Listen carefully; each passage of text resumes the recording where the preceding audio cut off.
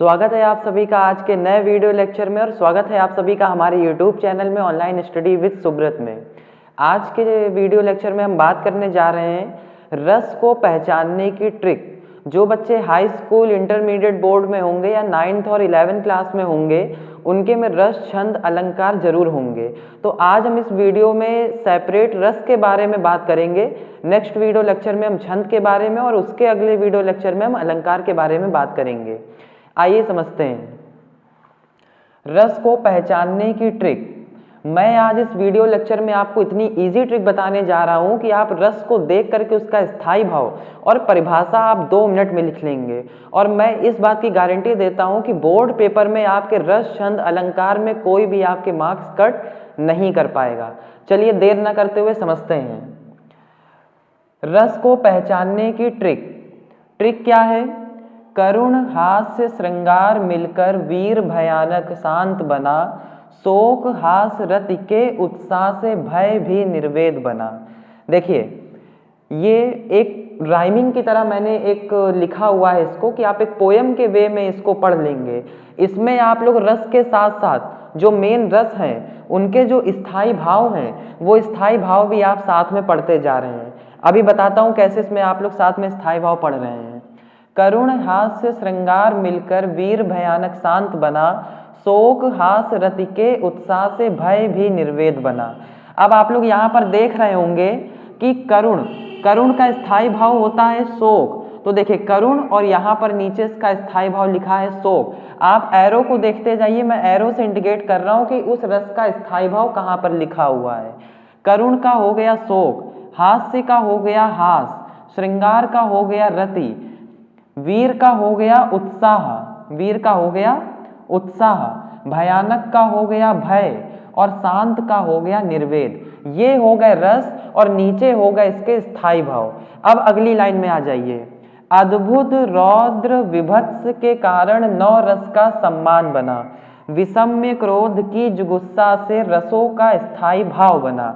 यहाँ पर अद्भुत रस का जो स्थायी भाव है वो हो गया विषम्य, रौद्र रस का स्थायी भाव है क्रोध, विभत्स रस का स्थायी भाव है जुगुस्सा। ये टोटल 9 रस आपके हो गए हैं जिनको मैंने 4 लाइन की पोयम में आपको बता दिए हैं।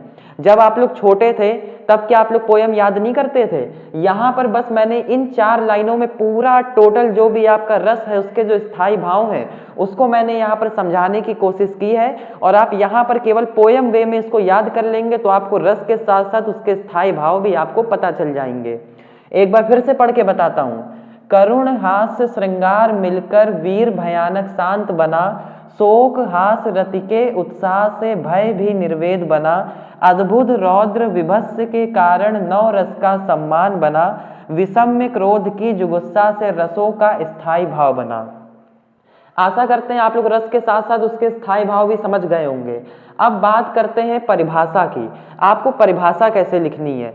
किसी भी रस के संयोग होने में जब उसके स्थायी भाव का संयोग होता है तो उसमें काम आते हैं विभाव, स्थायी भाव, संचारी भाव, अनुभाव।